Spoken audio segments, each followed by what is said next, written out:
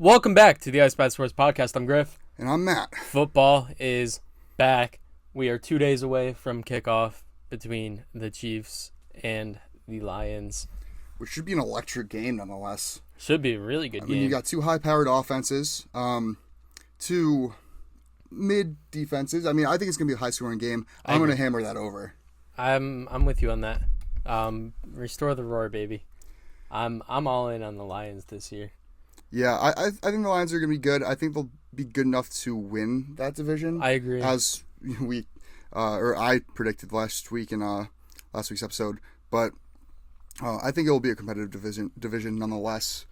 Do you want to hop right in our week one predictions? We might as well. Football's here. I'm excited to get these predictions in because it's been so long since we made our week-to-week predictions. Last year, I think I got you by a couple games. Yeah. I think we lost track a little towards the end. Yeah. But this year it should be a fun thing to track, especially since we're pretty similar on a lot of games this week. Yeah, I think we only have one different. But yeah, I mean, we'll just jump into these week one games and we'll just talk about them as we go. Some games we don't need to talk about as much because for good reason. Yeah. But we got Detroit at Kansas City opening up the season on Thursday. I'm going KC. I have Kansas City too. Again, this should be an electrifying matchup. I mean, you got Jared Goff, which I know some people still think Jared Goff isn't like that great of a name. He's not like that star power like Mahomes is or Josh Allen, but he was a very, very good and efficient quarterback last year, and I think that's going underlooked. You know, I went to a lot of fantasy drafts this year where I was able to get him in late rounds as my QB2. He was like a top 10 quarterback in fantasy last year. Yeah, he was. So you have him throwing a Monter St. Brown. You had Jahmyr Gibbs that offense, which we were just talking about before the pod. Jahmyr Gibbs is going to be a star in that offense. I think he has a really big game week one, too. I think he pops off right away. You were the one that said you think he's going to be an every down back. I do think he's going to be an every down back. I was looking at what some of the coaching staff was saying about him and whether they're going to be using him as a true running back, putting him out wide because he's a really good pass catcher. He's really good at getting open. We saw that at Alabama. I think he's going to be utilized in a lot of ways in this offense, and they're going to create plays around him, which is going to set him up for success. And I think as a running back, especially in fantasy, that's a guy that you really, really want to have. I know I snagged him at the top of the third round, and I'm hoping that's like my steal of the year. Yeah. I took him in a draft this past weekend, fairly early, at the end of the second. But I keep seeing comparisons to him to Alvin Kamara, however you pronounce it. And I think that couldn't be more accurate. He's a do-it-all guy. He can receive out of the backfield. If you need to put him in a power formation, he can deliver. He has strong legs. But he's going to be played all over that field. And I'm a big fan of Jahmyr Gibbs. And I also think the thing that's going to help him a lot is the fact that David Montgomery is also there to take some of that workload away, especially like you said in those power formations. You don't want to run him into the ground super early. No. Like you want to space it out. You want to get him open in different ways outside of as a true running back. Yeah, he's and I think having a guy like Montgomery there is going to be perfect for Jahmyr Gibbs. Yeah, because Dave Montgomery will take 120 carries throughout the season, but Gibbs is going to get a lot more touches. I agree than that. Dave Montgomery's a perfect complementary piece there. We saw Swift was the odd man out the moment they drafted Gibbs. Yep. And I think we talked enough about Detroit. What about Kansas City? You have Travis Kelce there, but then news came out that Kadarius Toney should be healthy for this week one game against Detroit. I think Toney has a big year. I agree. He's going to be the number 2 receiving option in that team. Mm-hmm. But we saw what he did once he started getting comfortable with that offense and comfortable with Patrick Mahomes, and as they started building that connection together, especially in the Super Bowl, we saw that. And I think, sorry, still a sore subject. Yeah. But I really do think Kadarius Toney really comes into his own. It's all about him staying healthy. If he could stay healthy, he's going to produce. and he's going to be an electric piece in that offense. And he's got Patrick Mahomes. Yeah, I mean, when you have the best quarterback in the league throwing to you, that's always a plus. It's just a matter of getting him on the field. When New York drafted him, they couldn't find ways to get him on the field or utilize him. And we saw, like you had mentioned, towards the end of the season, especially in the playoffs, Andy Reid had made plays specifically for Tony, and he executed them perfectly. Yeah, 100%. So I think Tony will be a big piece of this offense, like you had mentioned. Kelsey as well, I think he's in for another big year. Those of you that took him in first round of your drafts, I think it's going to pay dividends. Especially if you got the stack. Yeah, for sure. And, that defense isn't too bad either. I mean, you have some breakout candidates in Nick Bolton, unless you would consider him already broken out. Yeah. That secondary is kind of what scares me, though, in Kansas City. Yeah, I think their defensive line is going to be really good. I think Karlaftis has a big year. Mm-hmm. I don't know. We'll see. I wonder if they get the Chris Jones situation figured out. I saw that they were far apart on their contract negotiations. But yeah, we both have KC winning at home in the season opener. Next game, we have Carolina at Atlanta. Yeah, I'm going to go with Atlanta here. I think this is a close game, but I think I don't know. I'm not really into this game. I just think with Bryce Young making his first career start, there's going to be growing pains. You got a new coach in Frank Reich coming in. I'll be interested to see how that Carolina offense operates, especially bringing in Miles Sanders. Yeah. You bring in Adam Thielen, and you're building a better offense than what you had. I just think it all comes down to Bryce Young's play, especially against, you're going up against Atlanta. You got a young defense, but Atlanta did really, they bulked up that secondary. They did, yeah. You bring in Jeff Okudah, Jesse Bates, you draft Clark Phillips. You already have AJ Terrell. So I think it's going to be a tough day for Bryce Young, which it's got to be expected. Yeah, I'm very high on Atlanta. You took the words right out of my mouth with Atlanta bolstering that secondary in the offseason, and I think that's going to be a big problem for Bryce Young. I mean, he is used to playing solid secondaries, being from Bama, but once you get to the NFL, it's a totally different playing field. And Atlanta on offense, I mean, you got Bijan. If you've listened to any of the episodes this season, you know that we're both pretty high on Bijan. I mean, Kyle Pitts going into year 3, Drake London going into year 2. Those are 2 breakout candidates right there on that offense. Desmond Ridder, if he can just be, decent. Yeah, I think that ground game is going to be huge. I think mixing in Bijan with Tyler Algier, right, figuring out ways to get the ball to Cordero Patterson still. Mm-hmm. I think the offense is going to be a surprising offense, especially that run game. It's going to be explosive for sure. I agree. Yeah, so I like Atlanta holding it up at home. And, Carolina does have a defense. I do want to mention that. A pretty solid defense nonetheless, but I don't... They have a situational monitor too, though. Brian Burns. Brian Burns is going to want out, I think. Yeah, but, I mean, you look past that. You still got Jeremy Chin.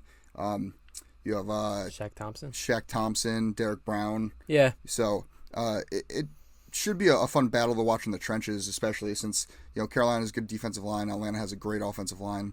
But yeah, we're both taking Atlanta here. Yep. We got next up, we got Cincinnati at Cleveland. I'm going to go with Cincy here. I just think they're a better team, and I think they're one of the best teams in football. Not a knock on Cleveland. I don't think Cleveland's terrible. I think they're just a middle-of-the-pack team. And at the end of the day, I think the Cincinnati offense is just going to be able to put up more points than Cleveland's offense. Yeah, I couldn't agree more. That's usually how you win games. Yeah. Well, Cincinnati... I mean, their defense is pretty underrated to begin with, but so is Cleveland's. So I think you hit the nail on the head that it's going to be an offensive battle of who can score more points, obviously. But I think Cincy just has more firepower. I mean, you look at Jamar Chase, definitely better than Amari Cooper. T. Higgins, far better than whoever Elijah Moore is their number 2 now, and then Tyler Boyd. Donovan Peoples-Jones, I'm taking Tyler Boyd. And then you got Mixon and Chubb. I don't know. I just think Burrow's just going to be able to outplay Watson. Yeah, and I've seen a lot of people are pretty high on Watson this year, but I'm not one of those people. I'm not to say I'm rooting against him, which I am, but I don't see him after how he performed last season. Like, I know he's had a whole year to learn that offense, but he was just not making the same throws last year as he was when he was in Houston. I agree. So yeah, I have Cincy. Yep. As the away team there winning. Jacksonville at Indy. This one's not even particularly close for me. I agree. I think Jacksonville blows them out. It's going to be a tough start to the year for Indy. Obviously, you have no Jonathan Taylor for the first 4 weeks and probably ever again. I would assume either a trade happens, he holds out and leaves in free agency. I just don't see Indy's offense really coming together right now. Not to say that they will not figure some things out as the season goes on. But, it's the first start for Anthony Richardson. I'm very, very, very high on Anthony Richardson. But at the same time, like, he's just thrown into a dumpster fire right now. Yeah. I mean, you look at Indianapolis's just entire body of work there. Anthony Richardson is a very raw prospect, and you're throwing him right to the wolves. And you got, Jacksonville, you got Trevor Lawrence coming in his third year. Last year, he kind of broke out, but last year, like we mentioned last season, it was kind of like a rookie year for him because, he had Urban Meyer his rookie season. You can kind of throw that whole situation away. So now Trevor Lawrence is coming into, a second year with the same coach, a similar roster. You add Calvin Ridley to that offense. You retain Evan Ingram, who he had a big connection with. I think Jacksonville wins this going away, and I think they're going to be a team to reckon with going into the season. Completely agree. Tampa Bay at Minnesota. I'm going to go with Minnesota here. Tampa, another team that I don't think they're going to be very good this year. Yeah. Have they announced, is Baker starting? Baker Mayfield was announced as the starter for Tampa. I'm not sure how long that's going to last. I'm not sure Kyle Trask is much better, though. Or if any better. I don't know. Minnesota, I think, is just too good. Minnesota intrigues me this season just because, one of their glaring weaknesses last season was their defense. Yeah. And they've secondary especially. And they've made strides to try to improve that in the offseason. But then you have a offense that you've improved on. I mean, you added Jordan Addison. You have a whole year now for T.J. Hockenson to have improved his connection with Kirk Cousins, which already right off the bat at the end of last season looked phenomenal. And then he got paid, which is another... It's huge for them. He's going to be a huge piece of that offense. Yeah, Alexander Mattison out of that backfield proved every time Cook was hurt that he can fill in that role and do just what Cook could do, just as well. And, Tampa, you got Baker Mayfield at quarterback. Yeah, you have great receivers, but that offensive line, I think, is going to be weak once again this season. Yep. Ryan Jensen's out forever, it seems. That knee injury was pretty bad. And, he was the best interior lineman they had. They got Cody Mock, right?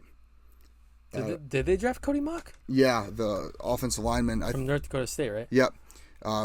So, he should be good, but he's still a rookie. Usually the offensive lineman, there's that learning curve in the first couple of years. Oh, yeah, he's starting at right guard. For them to develop. So, Tampa's interior line is going to be very weak. And if Minnesota can penetrate that, I think they blow out Tampa. I agree. They will. All right, next we got Tennessee at New Orleans. I'm sticking with Tennessee here. I think Tennessee, it comes down to the coaching. We talked about it all last season. Mike Vrabel just knows how to keep them in games. Yeah. And I think Derrick Henry has a big game this week. Yeah, I could totally see that. I also read a tidbit today that Ryan Tannehill has quickly developed a great connection with DeAndre Hopkins. I think, just having a decent quarterback and a star receiver, star running back, right there, that's a formula to winning. That's your big three right there on that offense. They've have the concerns about their offensive line. They lost Taylor Lewan, who I'm still convinced they bring back at some point. They're going to have to, right? Yeah, But they have Andre Dillard, who was serviceable for Philly Yeah. when he had to fill in. You bring him in, you start him. Peter Skronsky was, an early draft pick, and for good reason. He should be a great starter, but they're going to put him at guard. They lost Ben Jones, too, in the offseason. So that offensive line is a huge question mark. But New Orleans, they lost Marcus Davenport on that defense, which I think is going to hurt them a lot more than people are giving them credit for. They just have a young defensive line. They brought in Brian Brzee. Mm-hmm. They drafted Isaiah Foskey. You still have Cam Jordan, but outside of that, they have, I think, Nathan Shepard. Yeah. And I don't know. Yeah, I think this is going to be a really low-scoring game. Derek Carr's debut as a Saint. Tennessee's secondary is young, inexperienced. I think Olave has a big game. Yeah, I could see Olave having a big game, but I think that's because New Orleans will be playing from behind. But I could easily see this being like a 20-17 final. Close game, low scoring, but I have Tennessee edging it out here. Got San Fran at Pitt. This could be the game of the week. This could be a really, really good game, I think. Mm-hmm. I'm going to go with San Fran here, though. I just think they, I don't know. I'm high on Pitt, too. And I know you are as well. I'm very high on Pitt. This one is really tough for me because Pitt is at home. Gotta consider that. I just think San Fran, with the star power they have on offense, are just going to find a way to squeak out a win, and I think it's going to be a very close game. I think McCaffrey has a solid game. I like a big game on a Debo here. And is Purdy starting? Yes. Yeah, so I this is kind of where you have to see. What do you have out of Purdy? You've got a defense that's really good.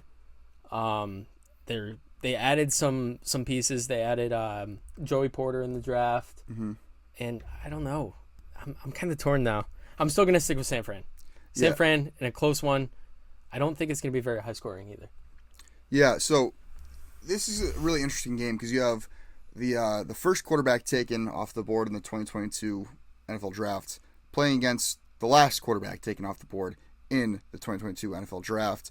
Even though Brock Purdy stepped in and had that whole miraculous end of the season last year, being the third string, great story. Love to hear it. I honestly don't think he's that guy. Just watching him play, he's a smart player, but nothing about him really stands out. He doesn't have the best arm strength. Maybe he has okay accuracy, but he doesn't have the best size, best mobility. Kenny Pickett, on the other hand, I think is in for a breakout season. I agree with that. You talked about San Fran's weapons. Kittle, Debo, Ayuk, McCaffrey. I think Pitt has some weapons of their own. I like Najee Harris a lot this year. I think George Pickens. High on Pickens. I think Pickens is going to have a great season. Deontay Johnson has been really solid. Pretty much his entire career. And then they added Allen Robinson as well, who is in for a career resurgence. Pat Freiermuth is not a bad tight end at all. Yeah. This is going to be a really competitive game. I have Pitt edging it out. I haven't even talked about Pitt's defense yet, which is a phenomenal defense. As long as TJ Watt's healthy, that offensive line is going to be running for its life, or blocking for its life, I should say. You have Trent Williams, but after that, who else does San Fran have on that O-line? You line up TJ Watt against their right tackle there. I think, Purdy's seeing ghosts. Okay, Sam. Yeah. He's taking after Sam Darnold. Yeah. So hanging around them too much. I like Pitt a lot this year, especially in this game. This is a strong start. Mike Tomlin comes out and says, hey, we're a force to be reckoned with. Give me Pitt all day. All right. We got Arizona at Washington. I'm going to go with Washington, mainly because Arizona, them really trying to get their competitive advantage, not announcing a quarterback. Yeah. As if Josh Dobbs I love Josh Dobbs or Clayton Tune. I just think Washington's a much better team, and that says a lot because I don't think they're a very good team. But yeah, Arizona's just really not. Who drove here today? The Jonathan Gannon speech? Yeah.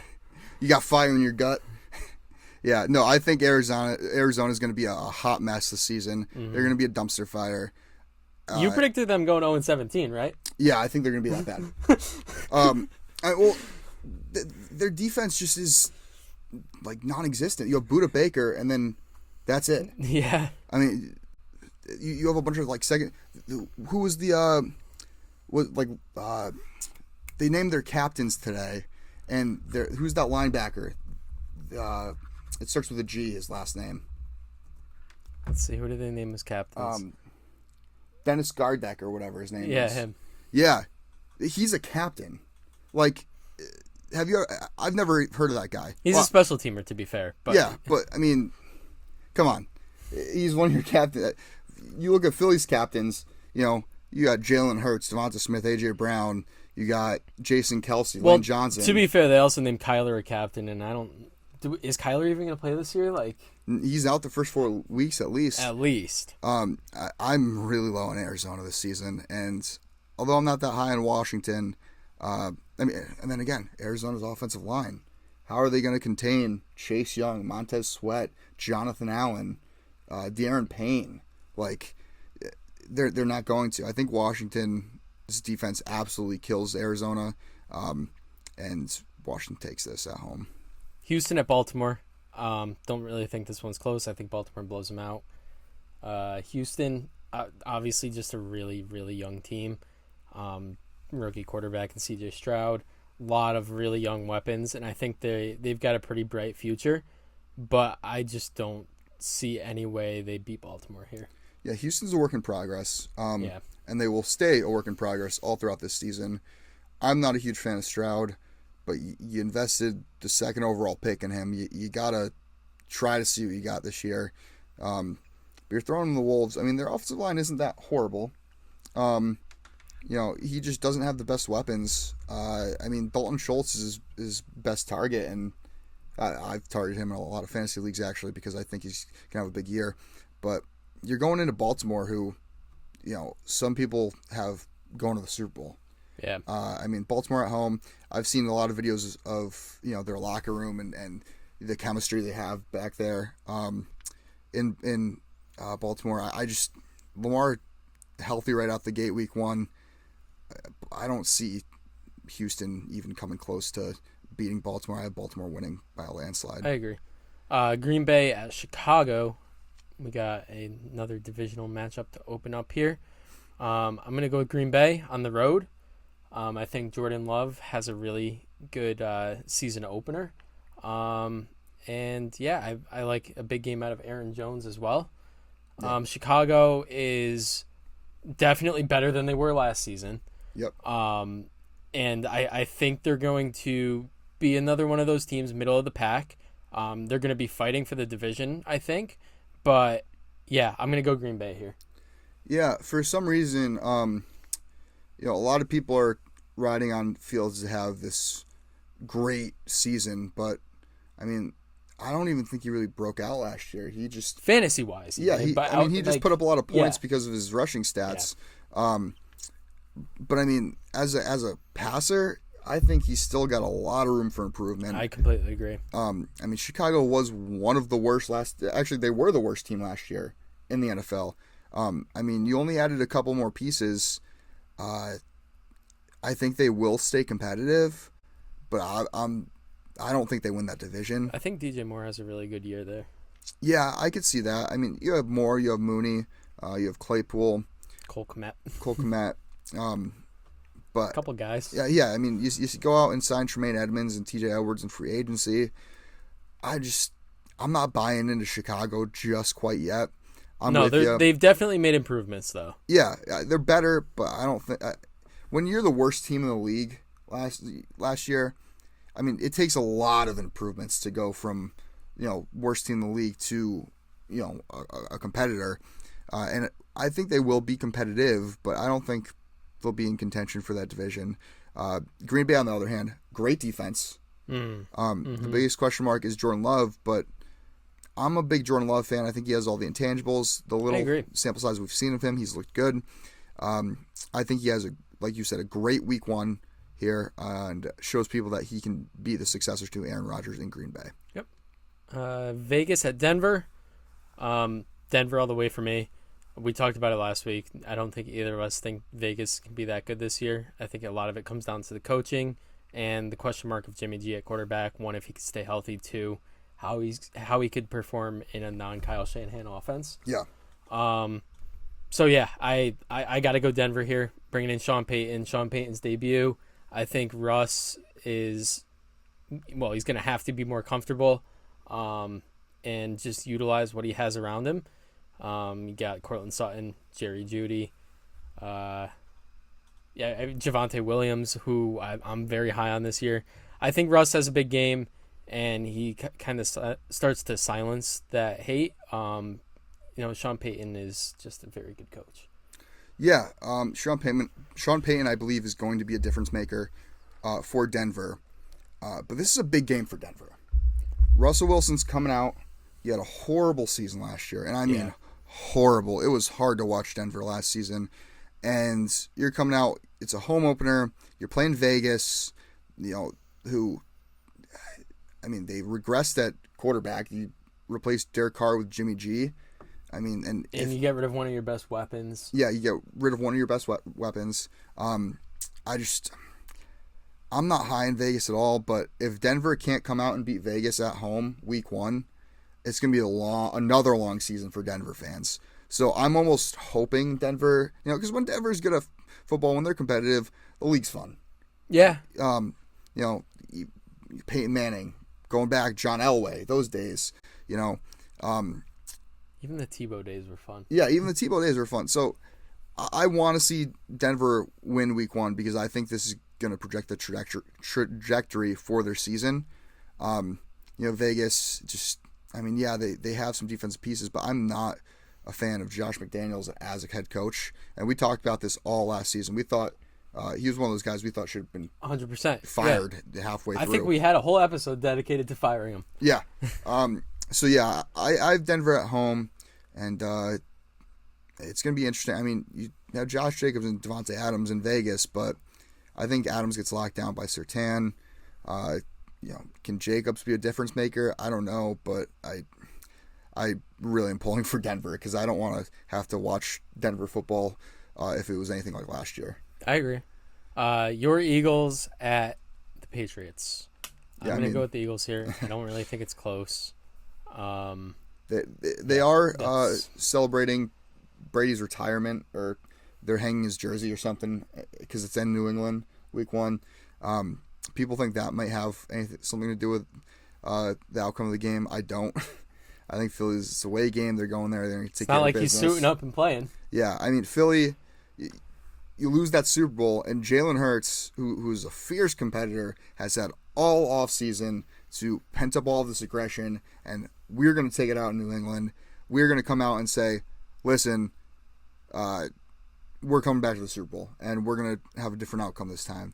I think Philly's one of, if not the best teams in the league, and New England, their offense is lackluster. Kind of mid. Yeah, their defense, again, lackluster. A lot of people are calling for Belichick's head if he doesn't produce this season, but I think it's hard to produce when you have a roster that's mid. Yeah. So give me Philly all day. Yep. I'm going Philly as well. Miami at the Chargers. Another one that could be a pretty good game. I'm going to go with Miami on the road here, though. I think Tua has a really big game. Same with Tyreek Hill. And then, I think that Miami offense, we saw it in some games last year, that they're just able to run up those points, get the ball downfield with Jalen Waddle, Tyreek Hill. I just think this offense is too good, and I don't know if the Chargers defense can be able to slow them down. Yeah, I think this is going to be a really high-scoring game. I agree. Because you have a lot of offensive weapons on both sides of the ball. Or both teams, I'm sorry. And you do have playmakers on both sides of the ball. But Miami, that speed, it's hard to cover. Yeah. Tua, week 1, is healthy. I can't say the same going forward, but yeah, it can take it a week at a time with them, but... And the biggest thing for me is I think Brandon Staley loses his job after this season. I think he's going to come out. They're going to underperform once again. I think one of the first ever videos we posted last year was us talking about how Brandon Staley's should be fired. Yeah. And I'm still in that same boat. Like, they have to get rid of Brandon Staley if they want to be successful moving forward. Yeah, I mean, Herbert's a great quarterback. Herbert's fantastic. I've gotten in arguments over the entire offseason that Hurts is better than him. I think it's pretty close. I think they're two different players. Yeah, but, completely different. It's tough. Yeah, but I do like Herbert. I do think Herbert's a really great quarterback. He has great weapons. I mean, the offensive line's improving, but that as long as the coaching is, subpar, I don't think they're going to get very far. I agree. So, give me Miami. Then we got the other LA team. We got the Rams at the Seahawks. I'm going Seahawks here. Yeah, it is so hard to play in Seattle. One, it's so hard to play in Seattle. Two, I just have zero expectations for the Rams this year. Yeah, especially if Cooper Kupp is out for a significant amount of time with his hamstring injury. Who's Stafford throwing to? Van Jefferson? Also, Rams, if you're listening, just a reminder, you still have your 2024 first if you want to trade it. Do they? Yeah. Oh, wow. Yeah, they have their first round pick. I never thought this day would come. I know. They'll trade it, don't worry. Yeah. Well, I saw reports that they're already shopping that first round pick for Brian Burns and other players. So, but yeah, I like Seattle a lot. Me too. I mean, that offense is just going to be scary. DK Metcalf, Tyler Lockett, Jackson Smith and Jigba, Kenneth Walker, Zach Charbonnet. Is he out week 1 or no? He's questionable with that wrist injury. So weird. Like, out of nowhere, he was getting wrist surgery, and he might not even miss a game. Yeah. Dog. And Seattle's defense is going to be really good this year. Yeah. You bring back Bobby Wagner, who's a tackle machine. I mean, Tariq Woolen going in his second year. You spend a high draft pick on Devin Witherspoon. And you have a safety who can't play safety. Jamal Adams, yeah. Did I read he's out week 1? They're better off without him. Yeah, I know that's a sore subject still for you, but not even. Like, we did well out of those picks. I think he's so overhyped. I'll get into that another time. But yeah, I got Seattle here. Yeah. Well, the thing with the Rams too is, they really, mortgaged their future to win that Super Bowl, and now they're starting to face the consequences. I mean, you have an aging Matthew Stafford who, is one injury away from retiring. Yeah. Stetson Bennett's his successor. Come on, dude's 30, and then Cam Akers will be a serviceable running back this year, agree. But I mean, the O-line's just really bad too, though. The offensive line is really bad. Behind Cooper Kupp, you don't really have the best receiving core. And Cooper Kupp's probably not even playing week 1. Yeah, and then you go on the defensive side of the ball. You got rid of one of your best playmakers in Jalen Ramsey. I can't even name anybody in their secondary right now. They did re-sign John Johnson. Did they? Yeah. Oh, that's right. I did. Okay, so I know one guy in their secondary, and I'm usually pretty good at knowing teams' rosters. I mean, you have Aaron Donald up front, but how dedicated was he going to be to this team when they're not going to be good? And he's been contemplating retirement for the past couple of years. The starting quarterbacks are Trey Tomlinson and Kobe Durant. Trey Hodgins Tomlinson, right? Yeah, he was like a 6th round pick. Yeah, out of TCU. Yeah. So and then you got Jordan Fuller at safety. Okay. Yeah, I mean, sounds like a mid secondary to me. I think it's worse than mid. Yeah. Well, I'm being generous, but have a good day, Rams. Seattle's taking this. They're stretching that field against them. And this should be a great game of Sunday night. Sunday night, Dallas at the Giants. I'm going to go with the Giants here at home. I think the Giants have a lot of momentum coming into the season. They're riding a high after making the playoffs, winning a playoff game in a year where they weren't really expected to compete. And then Daniel Jones gets his bag. Well-deserved, in my opinion. I agree. I think Daniel Jones is a very above-average quarterback. And he's carried that team. He really has. He had zero weapons last year. His best weapon is Saquon Barkley. And, I mean, when your best weapon's a running back, I mean, that's adding Darren tough. Waller this year is going to be huge if Waller could stay healthy. Mm-hmm. And I think, just the Giants are just riding this high, and I think they're going to have a really good season. I think they're going to be very competitive. They should be a playoff team, and Brian Dable, man. Yeah, he's really turned that team around. I'm a big fan of Dable and the culture he has implemented in this Giants locker room is incredible. You've taken the words right out of my mouth. I think they're riding that high from last season. You're building off of overachieving season already, and you gave Daniel Jones a weapon in Darren Waller. This is the first time he's had a weapon in his entire career. The offensive line is young, so they're going to continue to develop and get better. I really like the Giants here. I thought I was going to be a surprise pick. I thought you were going to take Dallas, but I'm glad we're on the same page with that. Dallas, the thing with Dallas is it's going to come down to their defense is going to be fine. Actually, it's going to be really good. Their offense, however, is going to come down to how well is Dak going to play. And I think it's going to go either one of two ways. I think you're either going to see a Wentz happen, where Dak is going to lose all of his confidence because they went out and they got Trey Lance, or he's going to absolutely ball out because his job's being threatened and he puts up amazing MVP-like year. It's going to be one of two ways. I'm not sure which one of those directions is going to be, but I do like the Giants week one to surprise people at home. And Dak Prescott, I think, is undefeated against the Giants, so I think that that's due to be fixed. Yeah. Everything has a way of evening itself out in the NFL. I think the Giants, win here and change that culture. I agree. Then Monday night, Buffalo at my Jets. I went back and forth on this game. A lot, actually. I highlighted Buffalo, then went back to the Jets, then went back to Buffalo, and then now I finally landed on the Jets to win, solely because I think the Jets secondary is going to lock down Buffalo's receiving core, and Buffalo's receiving core is not deep whatsoever. Outside of Diggs, it's really Gabe Davis is kind of mid. Yeah. And then you have a rookie tight end, Dalton Kincaid. I mean, Dawson Knox is good. He's still there. He's still gonna play. But Monday Night Football, it's the return of the debut, I should say, of Aaron Rodgers as a New York Jet. He actually looks happy there. He's having fun, and I think that's the biggest threat to an opposing team. Is Aaron Rodgers having fun? Yeah. Yeah. I like the Jets here. By inches. I mean, this is so close. I'm just so excited for this game, regardless if the Jets pull off the win or not. Jets football is like, I've been a Jets fan my entire life, and this is like the first time I could say I've actually been excited for a season. Yeah. I've gone through a lot of pain, and yeah, we got a quarterback, and that's really all that matters to me. I'm gonna go with the Jets at home. Could be showing a little bias here, and I'll be the first to admit that. But with that ground game, Rob Saleh did announce that Cook and Hall will both be active. It's going to open up a lot in the receiving game for guys like Garrett Wilson.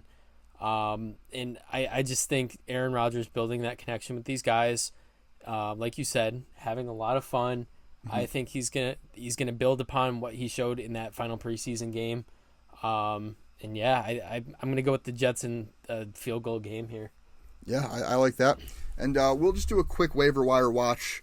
We won't dive too deep into these guys. A lot of these guys we've talked about already, or they're pretty self-explanatory. The first is Kadarius Toney, which we already talked about earlier. If he's out there, I'd pick him up. He's going to be the number 2 receiving option in KC.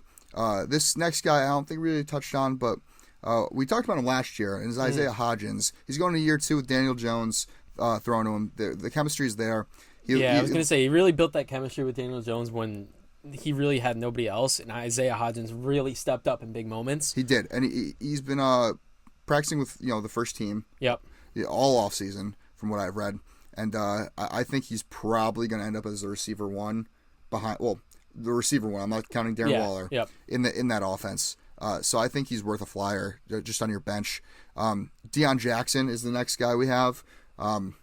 Can't not put him on here. He's going to be a starting running back for the Colts while Taylor's out. We'll see if Zach Moss returns next week. We'll touch on that next week when we get there. But yeah, Deion Jackson, I mean, he's a good receiving option. Well, that's what I was going to say. I mean, PPR leagues, like I don't think that the Colts are going to be running much aside from Anthony Richardson scrambling.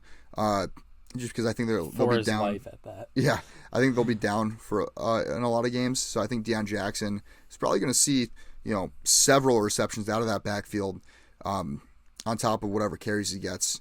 I think he has RB 3 or 4 value. Yeah, I agree. I'd pick him up just because you can never have enough running backs. Yeah. Speaking of never having enough running backs, you have Raheem Mostert is our next guy. Yeah, if Raheem Mostert was not drafted in your league, go get him right now. Absolutely. All offseason, I don't know why anybody was hyping up Devin Achane like he was going to be the starting running back. Don't get me wrong. I like Achane. Well, he is hurt. He has that shoulder injury But at the same time, like even if he was healthy, if Jeff Wilson was healthy, who's also on IR, Raheem Mostert's the starting running back until he proves that he can't be. Raheem Mostert, when he came in to Miami last year, he was very effective. He's used to the McDaniel offense, and yeah, I love Raheem Mostert. I don't think they're a team that's going to be running the ball a ton, No. just because of what you have in that receiving room and Tua's ability to stretch the ball downfield. But Raheem Mostert's a guy that if he's out on waivers, I would 100% pick him up and consider starting him in the flex spot. Yeah, I agree. Jeff Wilson is on IR. Achane has that shoulder injury. He is the guy now in Miami, at least for week 1. So I like him a lot going into this week. And I never bring up defenses, so I'm going to show defenses a little love. If you're like me and don't like to draft a defense. Same here. Yeah. I wait till the last round to draft defense. But here's some good value defenses. Washington, not getting drafted in a lot of leagues, but they are playing Arizona week 1.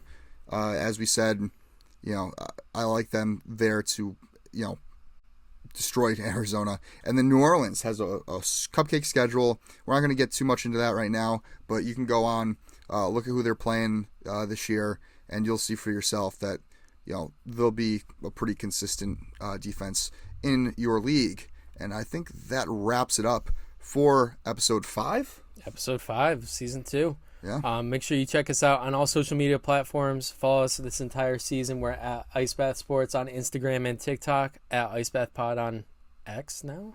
Yeah, X. I'm still used to saying Twitter. I'm still going to call it Twitter. And you can watch the video version of this episode on the Ice Bath Sports Podcast YouTube page. Enjoy week 1. We'll see you guys next week. And as always, stay cool. Stay cool.